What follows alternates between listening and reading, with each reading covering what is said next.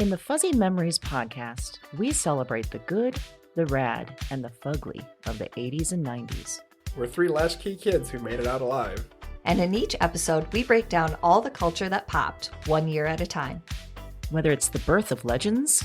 I'm Lyme disease free today, and I have Whitney Houston and MTV to thank. Or audacious moves. Imagine also the poor Golden Gate Bridge. You turn 75 and people have a party on you. Yep. I don't want that. Or even confusing PSAs. And the stop, drop, and roll. I mean, I assumed as an adult I would catch on fire weekly. All the time! We've got a take that will make you laugh. We've also got thoughts on all sorts of random phenomena and the most unmitigated of golf. Why sharks can't be trusted, people can't be trusted, and rivers can't be trusted. It's collusion. It's of the highest degree. Uh-huh. You were counseling me to start my remarks with, first of all, bitch. Everyone in that room would have snapped to attention. It's going to be basically coffee lids, shark revenge, and then maybe like Matt Getz. God, we need to do something about him. Join us every other Wednesday to celebrate the hits, the misses, and the misfits of the weirdest decades.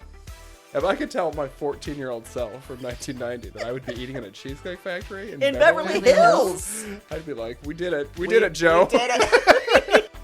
Listen and subscribe to Fuzzy Memories on Apple Podcasts, Spotify, and your favorite podcast platform.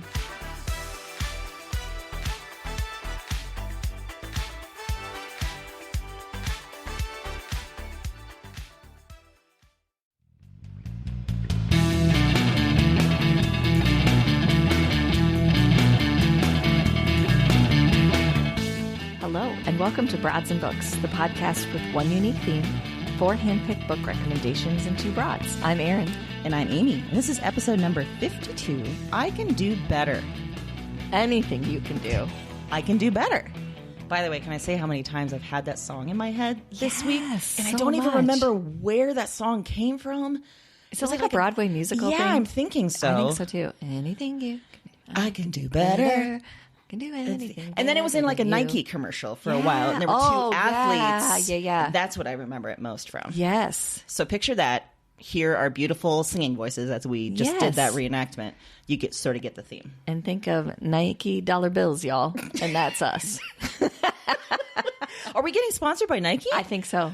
I mean, I think we're their target demographic, right? What's that say? You just put it out in the universe? And it will send it back? Yeah, just reap those rewards. Huh. Isn't that like the basis of that, The Secret? that The Secret that took over the nation for a while. It's like, just think about what you want and boom. manifest it. You want to be a millionaire? Think about it. Millionaire. I think about that a lot. It's not happened so far. It's just a really I think there's a South Park episode with that too, like a complete lack of a business plan in there. For like, sure. Do this, money. Think about being a millionaire. So it's like Steps in between, gone. It's like your plan to take down Jeff Bezos. If you just keep thinking about it enough, Yeah. you don't have to do any work. I don't have any real direct steps yet. Me, Jeff Bezos, takedown. That's all we need to know. That's it. The universe will apparently provide. It's on my dream board, and it's going to happen. What I would love is if you had an actual dream board. However, I have seen there is no such dream board unless you're hiding it somewhere. Well, I don't keep my dream board out in sight. I don't want That's a anyone good else point. to have my dreams. That's a good point. I want my dreams. I bet one of your shelves has like a secret compartment behind it. You pull one of the books, shelf out. Yeah, it opens. Dream board. Wow. On things on my dream board. Ryan Gosling. Oh, wait, is that for you or for me? Can we share? Oh, okay, great. Yeah, Great. my dreams for you Thank and you. for myself. Ryan Gosling for you and Takedown of Amazon. So this. Yeah. So did we actually explain the theme by this point? I don't know. No, I don't think we Anything did. you can do, I can do better. If you can't figure that out, then we already did it better. I mean, you're not even competing at this level, okay? Anything you can do, I can do it better. We're probably specifically talking about kind of rivalries. Yes. A lot of times things that happen maybe in male-dominated fields. You bet. Where women are maybe behind the scenes and really they're actually doing the work. Yes. And maybe they're kind of, having to do all the actual work while someone else takes the credit. Yeah. Which I can do better. Yeah. So it's kind of a double thing. Like, come on, guys, you can do better. Yes, Be you're better. right. Be It is a command. better. And it's to also, them. listen, I am being better, Yeah. so why don't you rise to that level? Exactly. Wow.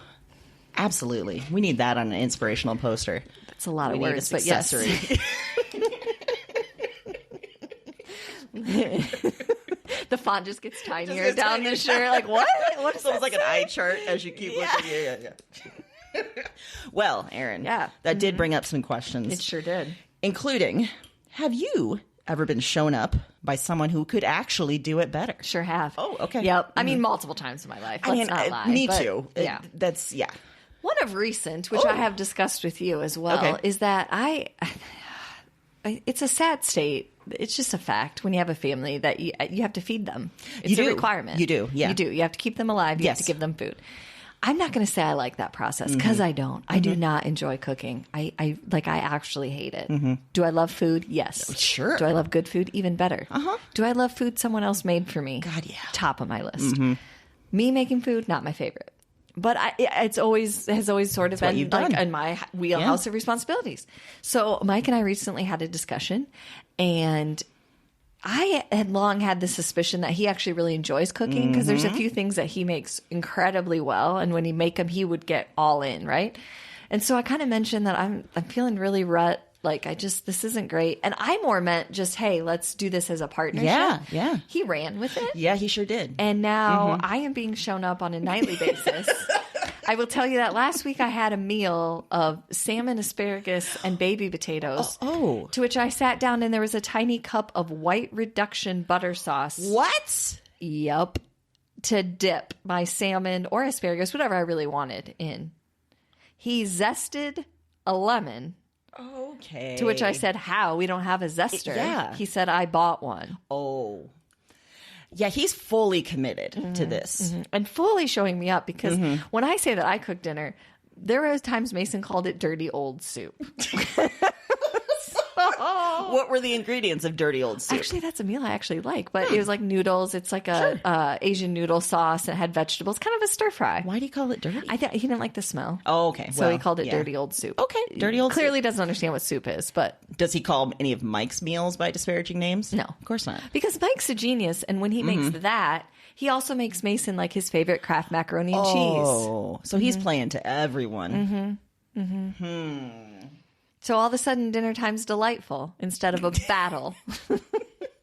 And I can't even be mad. You're doing it better. Exactly. You're doing it better. Like he's taking that off your plate and he's full on running with it. Didn't you say that grocery shopping now is a whole different experience? It's a whole different experience. Yeah. Mason and I hung out by the lobster tank in Hy-Vee and discussed what the biggest lobster ever was. We found it on Google, 44 pounds, if you're interested. Yeah. Okay. And Mike had in-depth discussions with meat counter people and produce people, and he looked for ingredients I've never heard of. Hawaiian sea salt. I don't know what that is. know what Go that find is it either. yourself. Yeah. Oh, yeah, I don't. Yeah. At first I was feeling a little guilty, like I pulled a trick or something because it didn't seem possible. Now I've just accepted that this is my life and it's great. It's glorious. It is glorious. And somehow he'd been hiding his light under a bushel. And now... now he's just letting it shine. Let it shine. This little light of mine. How many cheesy songs can we get in one episode? Hopefully they're open, there's no fees associated. No. Yeah. If there are, try. Yeah. Wow. Yeah. Good for Mike for fully exploring this new area of passion in his life. And he's like, the other day I was working and it was past, he was home and it was like past 5, but he comes in and stands right by my computer and says, would you eat a fish taco? And I'm like, in general? Like right now? When is this fish taco appearing? Do you have it in your pocket? Yeah, What like is I'm this? like, what is this, a contest? Yeah. Like I don't understand. He's like, well, no, I'm planning next week's recipes. And I was like, I can't right now, but yes, I'll eat fish tacos. Yeah, of course I'll eat fish tacos. I don't care. You're not understanding. I would eat anything that you make because you made it. When he's and I making don't have stuff to. in the kitchen, can you tell he's just happy? He's enjoying himself? Yeah, he said it's like therapy. And I was like, wow. That's kind of, I've heard so many people say that about cooking and baking, that it's really nice. I've tried. I have not found that to be the case. no, So good for him. no. Yeah, that's what I say. Good for you. And even if it did show you up, it's making life better. Hey, you know what? I still count it as a win. Absolutely. Because, you got reduction butter or something. yeah, I pushed him off that cliff into cooking. And I couldn't be happier. So, has anyone ever tried to show you up and you knew her for a fact that they couldn't do it better? You're damn right they did. Like me just saying that question? No. I think I've talked in the past about a particular advertising company that I worked at where there was a very suspect boss. We drank a lot. Morals were out the window. It was anarchy at this place. Okay. But at that place also were a lot of men that thought that they could write better than me, even though their job was not writing. There were two designers in particular that would often read my copy and try to change the grammar or change the,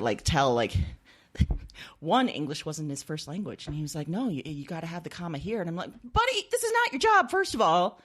And second, you probably know English better than I do. That's true. But no, we're going with this. Yeah. Then, once it got to the boss man level, and they were all men, they all tried to either change the copy or just write it themselves. And it was always some real generic, terrible, old advertising copy that no one's gonna get behind.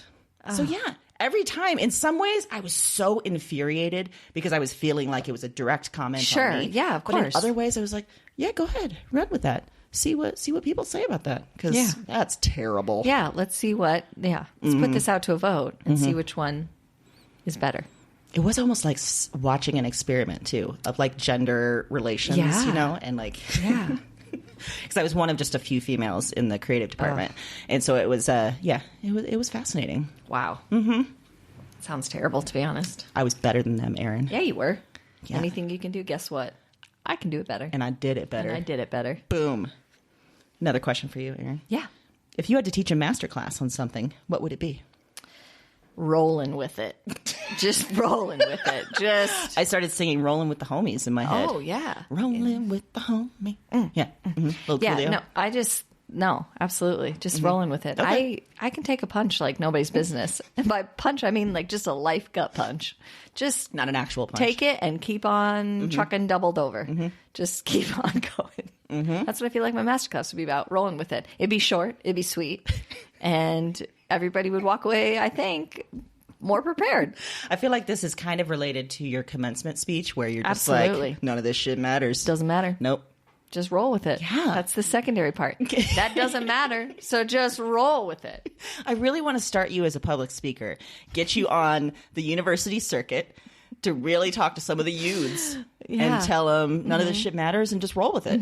I think the world would be a better place. I feel like it's one of those things that could either go really well, it could be like grumpy cat status where you're like, how did that happen? Yeah. And people question, have you heard her speak? It's very weird. It could be that level, or it could just immediately out of the gate be like, that's terrible. We never want that again. I see a third option. Remember for a while... at the end of the 90s, there was a song where it took a commencement speech about wearing sunscreen and put it Yes. against music. We could do that with you. We could put your speech against music. And people would be release about it. Absolutely. Does that mean I get to kind of rap? Yeah. Then I am in. Yes. I am in. You get to 'Cause rap like nobody J-Lo. wants a rapper that nobody, a white female rapper is everybody's first musical choice. Yeah, absolutely. And it I'm is. in. Yeah, you are. I'm in. I'm done. I'm doing it. You're going to show everybody up. Spit rhymes like it's my job. Will you participate in rap battles? Why not? Right? Because Right? I can roll with it. I can do it better. And at Let's the see end what of you the got, rap battle, Eminem. How have you aged? at the end of the rap battle, we'd be like, guess what? None of this shit matters. Boom. Guess what? I lost. Doesn't matter. Guess what else I'm going to do? Roll on out.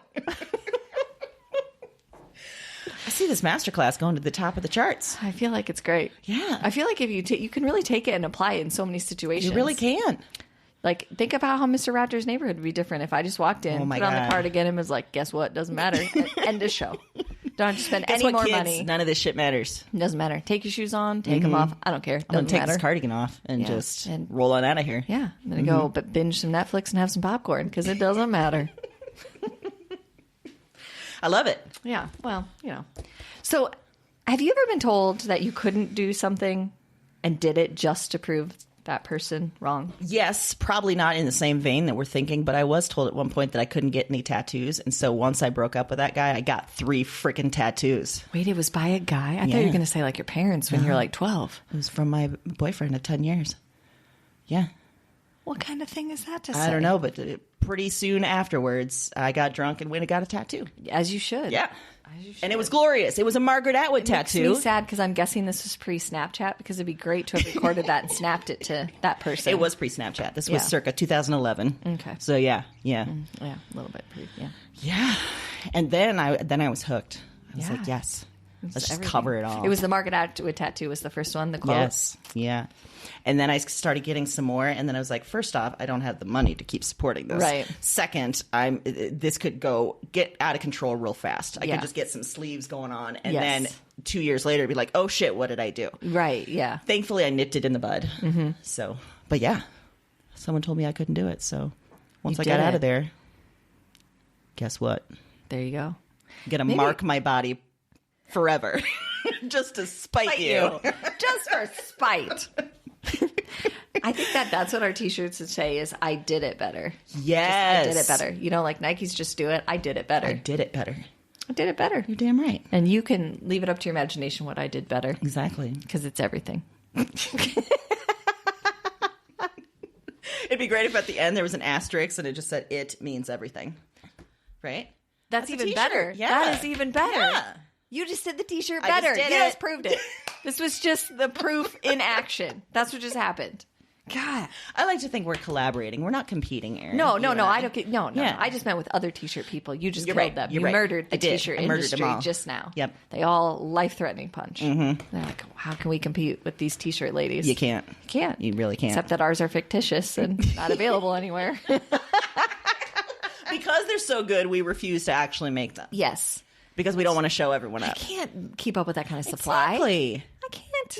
No. I got Because they're going to go to the Housewives top to of the watch. charts along with your song about not wearing sunscreen and rolling with it. Oh, now my song is going to have not wearing sunscreen. guess. Okay. None Terrible of advice this for shit me. matters. That's true. I guess I got to embrace it. You know what? Doesn't matter. Burn Doesn't matter. like a lobster. Don't care. I will say that piece of advice is not good for either one of us. You're No, right. We're very, very pale white I'm rolling people. with it in a sensible way. Absolutely. Like, have your orthotics in your shoes and wear sunscreen. None of this shit matters except maybe protect your skin. Yeah. You know, that's the thing. That's just You just sensible. want to be in pain. Yeah. Yeah. Exactly. Oh boy. Well, should we move on to I think we some of our? probably I think should, you're right. yeah. Okay. So for my fiction pick this week, I picked "The Secrets We Kept" by Laura Prescott, which came out last year. Tell you, I read this week. Actually, I read it fast. You did. It was real good. You're about it. And just hearing "real good" just sounds pathetic. It's not a really rousing, This like, book was is real a- good. It was real good. Hey. Let me start that again. Okay. This book was excellent. Okay. And let me tell you about it, Yeah, Erin. please do. Okay. So I think there are several stories happening in the book. One is from the West, which is mainly Washington, D.C., and one is from the East, which is mainly Moscow, from 1949 to 1961. Each story is somehow related to the Russian author Boris Pasternak, concentrating on the period when he was struggling to get that novel Dr. Zhivago up and published, and the CIA's involvement in it, which I didn't know was actual fact. So this all sounds very manly, very men-oriented, but that's the beauty of this book, is that it's all told from the women's perspectives. There's Olga, who is Boris Pasternak's actual real-life mistress in Moscow. And in the first chapter, she's captured by the Soviet secret police and sent to a gulag for years because they know that Boris's book is supposedly critical of the Soviet Union. So they can't get at him because Stalin likes him, so they go for Olga, and they send her up to this camp for a few years. Then there's Irina, who is a first-generation Russian-American in Washington, D.C., and she applies for a typist job at the CIA, and she's quickly, because she's Russian, selected for some more covert work.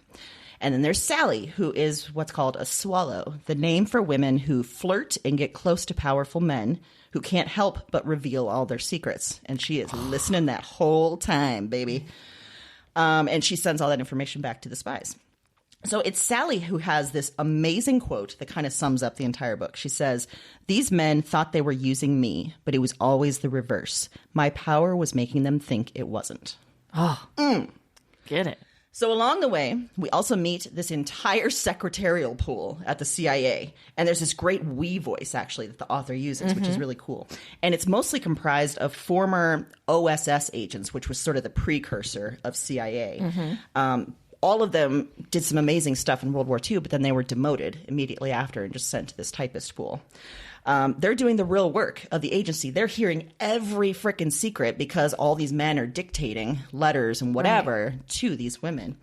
In fact, at one point, there's a call out to the woman Virginia, who was in that book, A Woman of No Importance. Oh, because yeah. after World War II, she was demoted and sent to sort of the typist pool like this.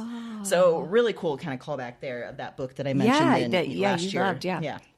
So all these women, they converge into this crazy sounding but totally true plot by the CIA to publish Dr. Zhivago. They want to weaponize it in the Cold War and use it to show Soviet citizens that their government isn't allowing free thought. So there's all these machinations going on about how they can get the book out of Russia, how they can publish it in Italy, then how they can publish it in English, and this crazy series of events. And at the same time, two of the women that are critical to this effort, Irina and Sally, they are also being persecuted at home because they are daring to love one another. So this has everything. It has Cold War history. It has stories from what was called the Lavender Scare, this time in the 50s when LGBTQ people were very persecuted. And books as the main source of power. Like, everything is about this book of Dr. Zhivago. And beyond all that, Laura Prescott is going to be at the Des Moines Book Festival. Yeah, she is. Who else is going to be there, Erin? I think we are. I think you're right. I think we're going to be there. Yeah. Doing a live podcast. We sure are. Yeah. We're going to be there. I also am going to use that opportunity to meet Laura Prescott. Yeah, you if are. possible. We're going to use that. I really dig this book. It was wonderful. Like I said, I read it really fast this week. It was in my mind, it was very well done, both the story and the writing, and it just sucks you in, and it was quite enjoyable. You told me multiple times how much you were enjoying it. Yes, so that I did. I knew that that says a lot. So. And once you take that cover off, oh my gosh, the hardcover of the book is also beautiful. It's incredible. I've never seen anything like it. Yeah. It's so cool. So cool. So, the secrets we kept. Women be keeping secrets, Erin. Because they can do it better. They can do it better. They know how and in to fact, use that. the women here did it better. They were did it instrumental better. in this whole getting Dr. Zhivago published and making a major win in the Cold War. So I know you're more of a history buff than I am. Was there a lot of it that was true? Did you look at? Yeah, I did. And in fact, in the acknowledgments that she wrote, she talked about all the books that she consulted and all the research that she did. Wow. Because this Dr. Zhivago plot was recently declassified. So just in the last 5 years was this reveal that this was something the CIA wow. did. I know. Oh my God. And not much had been written about Olga, the mistress of Boris Pasternak, but she was a huge force in getting him published and getting this work out there, and also being punished for his freaking crimes, but still committing to him, committing to his work, believing in his work. That's incredible. Also, there were points at which I was like, come on, lady. Get away from this guy. Yeah. Yeah. I can see that. I can see how it could. You put went that to a down. freaking work camp for 3 years. He didn't even meet you at the train station. What are you doing?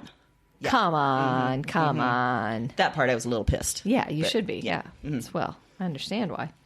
Well, the fiction that I brought this week is called Behind Closed Doors by B.A. Paris. And this is a thriller. You might have heard she's written some other books as well, but this one, it was one of the first I read, and it was published in 2016, and it's twisty and it's dark and it's different, and I loved it from the get-go. So it takes place in London. You've got this couple, Jack and Grace. They seem perfect. Like, they're super wealthy. They have these wonderful dinner parties. House is beautifully decorated. Grace always seems perfectly kept and wonderful, always says the right thing, just seems great. But women in her life are noticing that it's very hard to get close to Grace. She doesn't open up. She doesn't she doesn't really respond to efforts to like become friends or go places or do things. And so they get the sense that something's like lingering under the surface, but nobody can really put their finger on it because everything seems so great. So there's these questions that start to arise. And then pretty soon you realize as the reader, you are in the middle of a deep psychological thriller. So there's a lot that seems to be told up front about Jack, that he is wealthy, he's great, but we find out very quickly he's also incredibly abusive.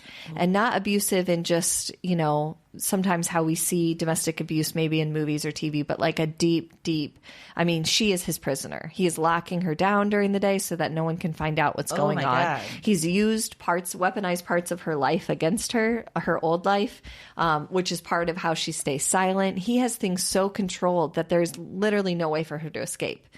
And when she gets out of hand, he drugs her for a period of time. So God. she loses patches of her life. Yeah, it's crazy.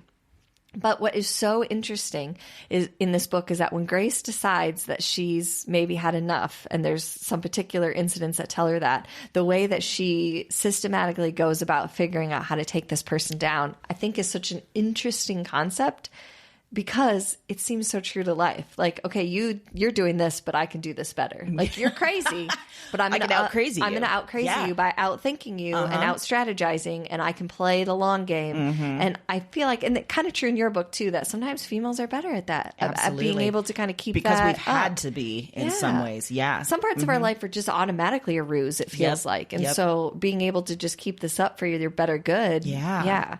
So you really like the characters. The story is very compelling, very interesting. You'll read it very quickly. Really talented writer, really deep thoughts there about domestic abuse, domestic violence, great psychological thriller. So, wow. But with this interesting element of, female empowerment. So at the end, were you satisfied with the ending? Yes. We're okay. Yes, very. All right. Yes. Nice. It was very well done. Enjoyed it. It's terrifying at some points, but it was really good. Ooh, she can totally do it better.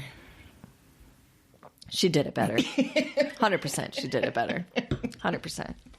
Not that Jack was setting a real high bar on the people level, but like on a crazy level he was real high. So, yes. Other genre Yes. picks. I chose a memoir this week. It's called Burn the Place by Ileana Regan. Oh. It's from last year. And Ileana Regan is a chef. She has 2 restaurants in Chicago, one of which is Michelin starred, which is one of the highest honors that's for a big restaurants. deal. And she's got that Michelin star for multiple years for this Wow. restaurant. So there's this great quote from The New Yorker that I found this week about this book. It says, "Burn the Place is a chef memoir only in the sense that the author turned out to be a chef.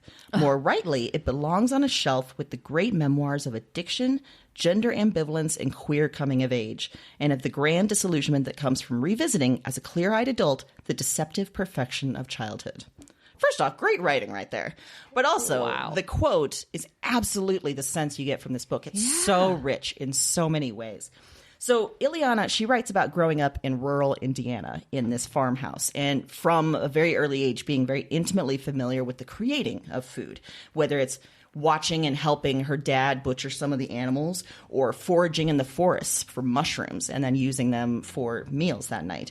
She remembers her childhood in this very sensory way. And when you're reading it, you're getting all this. And you're just like, immediately, first off, you're real hungry as you're reading this. Sure, yeah. Second, it's like, I feel inspired. Like I should be out and I should be enjoying cooking and I should learn how to connect with food. I didn't do any of that, okay. but All right. for a moment, I mean, it was very inspiring. Yeah. So she talks about this intense connection to food and to the earth that it comes from.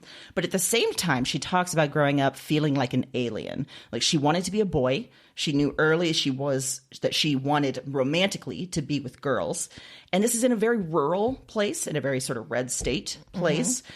So in part, that led to a very early alcohol and drug addiction when she was a teenager. So she finds solace in drugs and alcohol, but also in food. She gets her first restaurant job at 15. She works in all sorts of restaurants, in the kitchen, in various places. So she gets to know restaurants very intimately and how that works. She never has any formal training in cooking or anything like that. Eventually, she made her way to this restaurant called Alinea in Chicago, which, if you've ever been in Chicago, it is like the top of the scene. I've never been. It is way too expensive for my blood. But apparently they serve so many courses, and it's all like sort of crazy inspiration based on way too much for me. I'd be like, where's the cheese curds? Exactly. So she quits Alinea, this top of the restaurant world, to start a farmer's market stall where she's selling like homemade tortillas and from scratch ranch dressing. Oh my gosh. And she called it One Sister, and it was an from this article, it also said a hodgepodge of ambitious apartment homesteading, buttermilk fermenting on a shelf, mushrooms, the good kind, unfurling in the humidity of her bathroom.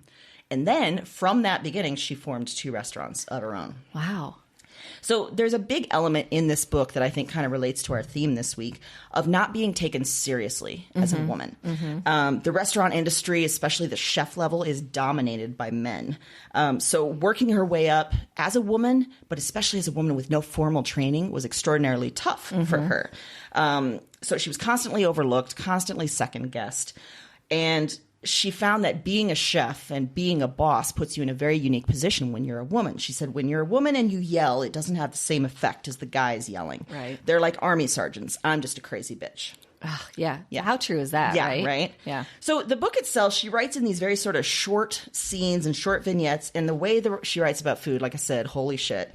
After reading it, I put a bunch of cookbooks on my to-be-read list. And then a few weeks later, I deleted them all. Because I was like, no. Yeah. Let's be realistic. But yeah, I mean, it was very inspiring for a brief moment. Yeah. In this book, her memoir, it's the first food book to be long-listed for the National Book Award since Julia Child's book in 1980. Wow. So, big deal. That is a big deal. Yeah. And now she's in a great place in her life. She has these 2 restaurants. She has a partner. She's in a really good place. But some of the things that she writes about, it's just very heartrending. It also, like I said, it makes you think about food. It makes you think about our creation of food. It makes you think about who we are as people and why it's so important to us, beyond just the fact that it's delicious. Right. Yeah. Wow. That's amazing. Yeah. Sounds like and a good she one. excelled in a male-dominated field, so suck it, Good men. on you. Yeah. Get it. Well, for my nonfiction pick this week, I brought someone who also does well in a male-dominated field. Had to claw her way up, if you will. I brought Dear Girls, Intimate Tales, Untold Secrets, and Advice for Living Your Best Life by Ali Wong. Ali Wong. Ali Wong. Yes. So if you're not familiar with Ali Wong, great stand-up comedian. She also writes for some TV shows. Yes. She has parts in them. But this book really talks a lot about her coming up in the stand-up world, the differences between what that looks like for male comics and female comics. Yeah. But then because it was published in 2019, this is actually written as a series of essays that are like an open letter to her daughters. So that's how the whole thing starts, is like she wants to tell these parts of her life to them and explain why she thinks certain things are important. So just as much as we're getting her kind of rise in stand-up comedy, we're also getting a ton of just life experience from her, what it's like to be a mom as opposed to what it's like to be a dad, what it's like to be a daughter as opposed to what it's like to be a son. All kinds of things that just make for great essays. They make for great humorous moments because, of course, tons of her signature humor in this book for sure. But I picked it mainly for this reason, just because of that, like the need to have that idea, like I can do this and I can do it better. Because a lot of times, like with the chef book, in a female-dominated or a male-dominated field with a female, it feels like not only do you have to do it, but you have to do it better. So much better. To be taken seriously. You can't just do it. It has to be top-notch. And she really covers that here, too, about her. There's some frustration about seeing male comics just kind of phone it in because they don't have to work as hard as she did. If you don't know Ali Wong, I mean, her humor is like disgusting and terrible, it's wonderful and hilarious, yes. because it's honest and it's open and it's like everything you want it to be. And she doesn't hold anything back in this. I mean, you might think that she would because it's an open letter to her daughters. Not a chance. Everything's out there. One of my favorite quotes from it is, "You have suffered enough. That became my mantra for motherhood from there on out. You have suffered enough. If you can make it easier, and don't feel guilty about it." Oh, wow. Right? Yeah. Which was great because, I mean, she was specifically talking about motherhood, but I like that in terms of we sometimes everywhere. are just freaking martyrs for no good reason. Right. Yes. But because, we've been taught this lesson, like we have to do it better.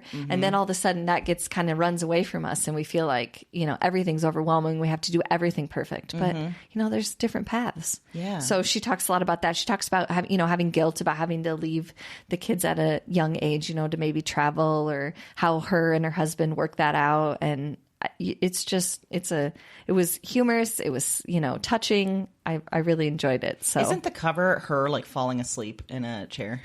or something. I don't think she's asleep, but she's in a formal dress, Yeah. and she's just like sitting like in a recliner, like whatever. Yeah. I love that. Yeah, she is very open and honest about her body. Yes. And what has happened to her body. Yes. From a couple pregnancies. Yep. And just from living a life. Yeah. And it's wonderful. It is. And Yeah. there's a lot of that in here. It's actually really terrific. So I think we highly actually recommend. mentioned her briefly in a couple episodes ago, where Yes. the sort of double standard for mothers and fathers. Yeah, which gets Yeah. addressed in here about her saying, oh, your husband's so great because he Yes. changes diapers, and the kind of difference there and what that looked like for them and how they were working out their life. So the story of how they met's great. Their first date story, hilarious. So it's fun to get a look at all that stuff too. I heard her. I follow her on Instagram, and it was either there or in an article somewhere where she said there was one time like a white male comic said to her, "Oh, Allie, you're so lucky because you're a woman and you're Asian, and I mean everyone wants that." And she's like, no, actually, Yeah. like I've had to work 15 times more harder than you, jackass. And yeah, She actually talks about Does that she? way more in depth in the book. Yeah, about that moment Yeah. in particular. Yeah, and how misguided. Yeah, it is. wow.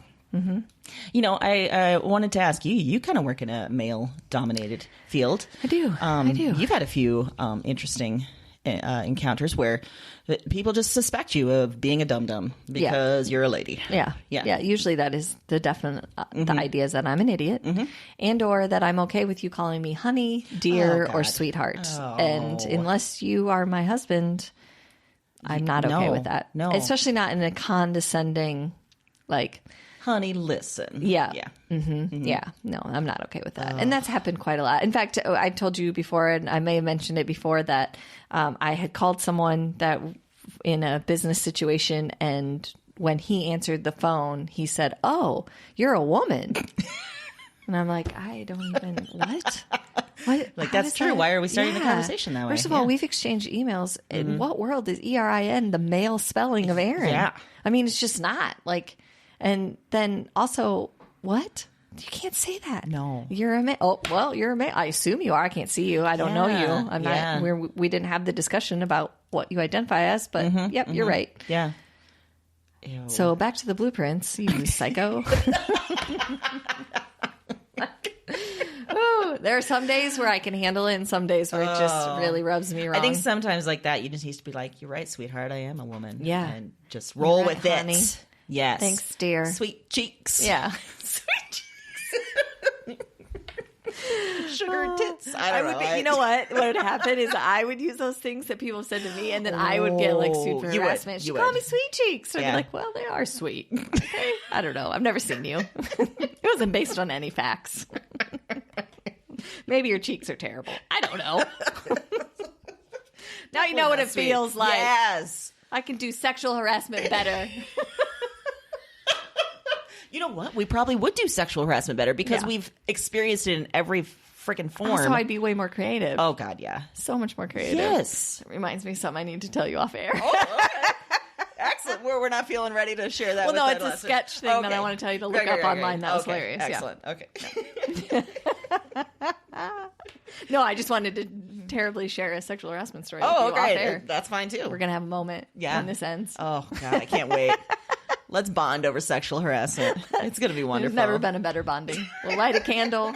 Light a candle. I don't know why that seemed right, but it does. That seems like a whole other thing, not sexual harassment. It seems like you're trying to seduce me in some way. With my sob story about With sexual your- harassment? Dang it. That was not transparent.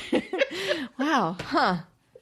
And you won't even claim responsibility for our fur baby, so I don't know why you're trying to seduce me right That's now. a typical thing to do, right? That's Is true, to actually. not take my responsibilities, but then still want Yes, the rewards. still want the rewards. Yeah. Oh, God, Erin. You're learning too much from the men in your Do field. it better.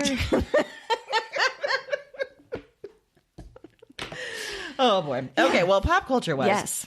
I chose a podcast called Encyclopedia Womanica. Ooh. So they describe it very succinctly as this. Thinking back to our history classes growing up, we had one question. Where are the ladies at? Where are the ladies at? Enter Encyclopedia Womanica. So this is super simple. It's a daily 5-minute podcast, and each one looks at a woman from history that we probably have never heard of, but we totally should have. Wow. Yeah. Every month is themed. There was a month for women excelling in male-dominated STEM fields that we've never heard of, either because their work was not talked about or probably claimed by some dude. Right. There was a month about women leaders. There right now, this month is warriors. Like I just listened to one about the British warrior Boudica. It's all over history too. It's very recent history. It's to BC times. I mean, it's all over the place. It's wonderfully researched. I don't know how they find all this stuff, but it's, as far as I can tell, it's two women, two sisters that are doing this. One that hosts the show and one that does some of the research and back end stuff. Okay. Incredible. So many of the women mentioned, like I said, have been overlooked. They've been in the background. So many had their achievements claimed by men. So many were killed for their actions. So I love it because it's quick. You learn about an incredible woman from the past. And overall, especially if you catch up, you're listening to a few at a time, you just get this sense cumulatively of how revolutionary women have been. Wow. But we just haven't been taught about it, So yeah, I think it's excellent to add to your podcast. Repertoire. You made a real weird face when you did that. Repertoire. Oh, boy. She hates it so much. No, there's something weird with your lip that you're doing that's just, it's too much. You know what I just realized when you were talking? What? I was like, why do I feel a little out of my head? Like I haven't been able to talk that well? It's because I took Benadryl and then we drank. Oh, my God. You are high on this podcast. I'm like, why does my tongue feel kind of thick?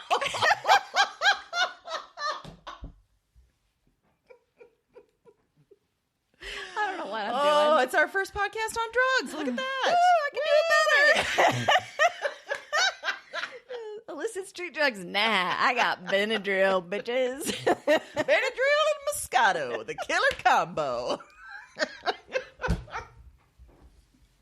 Oh, man. Women can do it better. Yeah, that's something to claim right there. I'm sorry, that sounds great, like a great podcast. I didn't mean to ruin the end of it with my repertoire. It was glorious. Again, another moment that I wish we had visual element of this podcast. Yeah. Sorry about that. Well, can you make it through the rest? Are you okay? Do we need to stop? Okay. At some point I was looking at you and you were making like weird adjustments in the way you were sitting and like your face and you're like, what is going on? I fell asleep. No, it's just Erin realizing she's high. Yeah, so it's great. A little bit. All right, so for pop culture, I think that this week, the thing that relates best to this theme for me and that you all need to watch without any judgment is Cheer. Oh, from let's Netflix. Hear it. I have been hearing about this show. You told me a little bit. Let's hear about it. It was released in 2020. So it's a docuseries that follows Navarro College's competitive cheer squad. Now, I know that sentence might not have you sucked in. It didn't really me either, to be honest. But I kept hearing about it. I thought I'm going to give it a try. And 10 minutes in and I was done for. I binge watched the shit out of that. Wow. So Monica Aldama is the head coach, and she has been like this killer person in the cheer squad field. Like she has done things with this team that have never been done before. So Navarro College is actually a junior college, like a 2-year college, and they get to compete at the collegiate level with other 4-year colleges. That's how good they are. So because of that, because they're a 2-year, a lot of the students on her squad come from difficult backgrounds or come from maybe backgrounds that wouldn't have the traditional options of like a 4-year school or didn't get into a 4-year school. So you have kind of these great stories behind the scenes too, and then they explain what Monica's done for them, what this competition has done for them. And then in between that, you are seeing these routines and people do things with your bodies that you did not know were possible. It is insane. It's insane. Oh. Yeah. Am I going to feel bad about the fact that I can't really stretch fully out over my legs? No. Okay. Because there's a lot of injuries that'll tell you, it's good I don't do that. Yeah. Okay. Yeah, there's a lot of injuries in this show. I'm just warning you up front. Terrific, though. Are they bending things that shouldn't bend? Well, I mean, they're throwing people around. I mean, people are going to fall and stuff. Okay. It's part of it. Okay. But what I like about it, now, I'm not going to say that there aren't the moments like the cheesy, what you expect cheer competition level things to be, that there's not some of that body image stuff in there because we know that goes along a lot of times with athletes.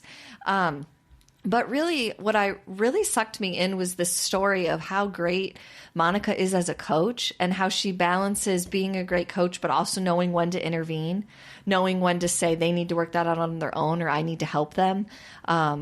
When she gives people second chance, when she doesn't. I mean, she's done such a great job growing that program from an awards standpoint that they've won, top awards many, many years. But also just how she's bringing all these people together and what across the board, the respect that they have for her just tells you a lot. So I was about it. It was good. And I'm telling you, those routines are wow. Like if you ever wanted to say a cheerleader's not an athlete, you should watch that and go, I think you're right. wow. Even just the idea of that sport, people don't consider it a sport compared to men's sports. No. So yeah, that's a really and the good level, pick. the amount of time that they're working out, the amount of time they're doing routines, the amount of extra other workouts they're doing besides though. I mean, it's crazy. wow. Yeah. It's real crazy. And yeah, there's that element where they got to put all the makeup on and get their hair done and bump it and do all that stuff, but doesn't even come close to the stuff in practice. It was so fascinating. Well, and I remember you said too when you were describing it to me that sometimes, especially some of the students, this is a chance for them that they may not have had. Absolutely. elsewhere. Yeah. One of my favorite characters in this season was Lexi, who just really wouldn't have had an opportunity otherwise if Monica hadn't taken her in. And she's this amazing gymnast that just kind of needed someone to show her there was a different path. There's a guy named Jerry on there who lost his mom and was taken in by another cheer family, like since high school. And this mom has helped him get into college and do all these things. Great spirit, just like a person you just want to be around. Like he just seems like he's amazing. Like he's a cheerleader in every aspect of his life. He's always pumping people up and being a great friend. And I got sucked right in. Can you be a cheerleader if you're kind of a misanthrope and you don't like people? I mean, probably. Okay, then maybe I could do it. Just be like the person. Well, you do have to yell a lot. Are you okay with that? Oh. Like the cheering, yelling? No. You don't have to yell at anyone, just like yourself. okay, Maybe you okay. could channel it into like a stress reliever. Oh, okay. I think I'm still stuck on the fact that I'm not flexible. Yeah, that's going to be a problem. That's going to be a problem. Probably a problem. Yeah. What about you? Could you be competing on this level? No, I mean, I have double jointed elbows. Oh. So things look really weird if my arms get involved. Like they always look like they're being broken and they're God. not. So I feel like day one, there'd be a lot of like, what? Oh no, we broke her. Oh no, she's okay. And then when I actually did get broken, it might look normal. And they'd be like, you're fine. I'd be like, no, this means it's broken. This is bad. Yeah. Oh, just the idea of that makes my tummy turn. I can't do what it takes to get into that uniform either. God, no. I mean, no. But kudos to them. Kudos to them. Because it is something. Wow. Okay, I'll have to give this a shot. Yeah. I like See the how way I they think did about it. I like the way they did the series, the way they put it together, the interviews, everything. I've enjoyed You're right it. that, I think in my head, I've been putting it off because cheerleading sounds frivolous or something. I haven't been thinking about the athletic component of it and how intense it is, which is probably part of the reason that this show honestly, is connecting. Yeah. There's very little of them like in this sense of cheering, like at games or anything. It's really them doing this routine to compete. I mean, to me, it's almost more in line with gymnastics when you're watching it than the traditional cheerleader we're used to. But it's very, I mean, when you see the stuff they do and the amount of time and repetitiveness it takes to get that done, it's impressive. Wow. Yeah. Okay. So they can do it better. They're doing it better. They could do than it. all the big guns. They're getting it done. They could do it a lot better than us. Yes. 100%. Even when I was that age, I couldn't do that shit. No. There was never a time in my life I could do that. Good Lord, no. I might have weighed the same when I was a baby, but... I mean, let me just say, I tripped when I was running, so I'm not going to be... And broke my jaw, so I'm not going to be good at, flips and... Yeah, they do this thing called baskets, and they're catching people and throwing them. I mean, when you see some of the stuff that they do, I'm like, how is that even possible? Oh, God. I mean, you see someone do, like, basically a cartwheel in the air, and two girls catch them on their shoulders, and she's just standing there. I mean, it's, like, mind-boggling. I had to rewind it a couple times or, back it up to be like, what did I just see? Wow. Am I watching what I think I'm watching? Did Mike get into this? Yeah, a little bit. I didn't watch as much with him. component. Yeah, he wasn't around for some of the episodes. He was busy cooking? Yeah, he was busy making salmon and white wine reduction You send him off sauce. into the kitchen and be like, make that food, baby. Make some salmon. I'm going to watch this comp. good. His place is in the kitchen. I will tell you that I liked it so much that one of the last episodes is them going to the competition, and I saved it. I was like, oh, I knew I was there, but I was a little bit tired. And I'm wow. like, no, I'm going to wait. I got to be fresh for this. I got to be ready. Yeah. I want to be in the mental headspace to see what happens with them. I love when you're in a show like that, though, when you feel like, okay, I'm going to be so invested. I have to be fully ready for this experience. Yes. Absolutely. Wow. So you guys watch that, and then next week come back to this and get another recommendation. Because we're back every Wednesday. We sure are, Erin. And in the meantime, while you're watching that, if you want to have a little computer in front of you, you could go to Little tippity typing. You could go to broadsandbooks.com and find all these recommendations. The sounds change every time. A little clickety clack, clack, clack, clack, clickety clack, clack, clack, clack, clack, clack, type. If you want to clickety clack on over to our website, you can find a lot of bonus material. So much. There's a really good amount and variety of bonus stuff. And there's more coming. So just prepare yourselves all for the time. That. Yeah. All the time. Also, we could use a review. We could. So it would help so much. Apple Podcasts, easy. If you have an Android, you can do that by going to Podchaser is a great way to do that. Or just reach out to us. Yeah. Let us know what you like. You like me high? That can keep happening. Oh no! Is this going to set like a standard, and each time you're just going to have to get my more mind high? is not clear. Oh no! No, it's cloudy. Is that not just cloudy? Cloudy with a chance of rain and meatballs. With a chance of meatballs. Yep, cloudy with a chance of meatballs in there. Just raining down meatballs, balls of meat. Well, while Erin maybe takes a nap after this episode before she drives home, you can think about some theme ideas, because guess what? We've taken listener suggestions in the past, and we have run with it. They are glorious. Wonderful. We have made them wonderful to listen to. So you can do this. Send them our way. Do it. You can find us Facebook, Twitter, Instagram, website. And if you're in the Des Moines area and you want to buy some of these recommendations, you can find amazing used books at Plain Talk Books and Coffee, where we have a shelf, or Be Real Books, where you can buy new books, where we also have a display. So get out there. Basically, our goal is to dominate the Des Moines metro area. Domination. And after that, the world. Exactly. Really. Done. Until that domination happens, happy reading.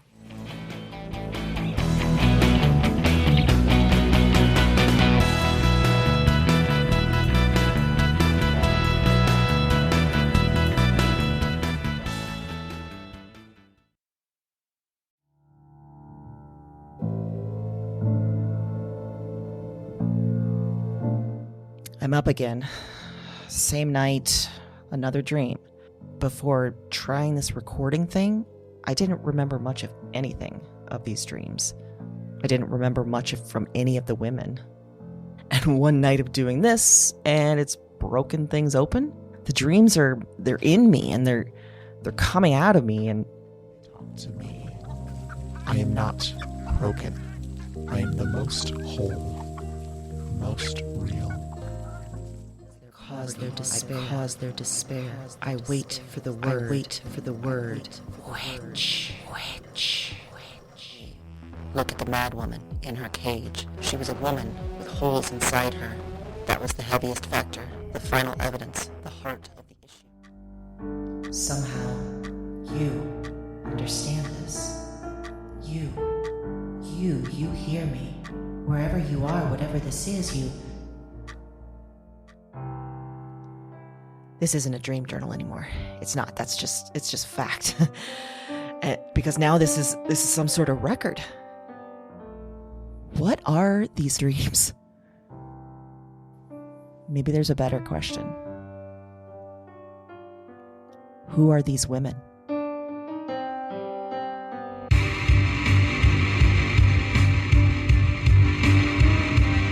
Weird Woman is a Broads and Books production. All 9 episodes are available January 10th. Listen and subscribe to Weird Woman on Apple Podcasts, Spotify, and your favorite podcast platform. That's WYRD Woman, wherever you listen to podcasts.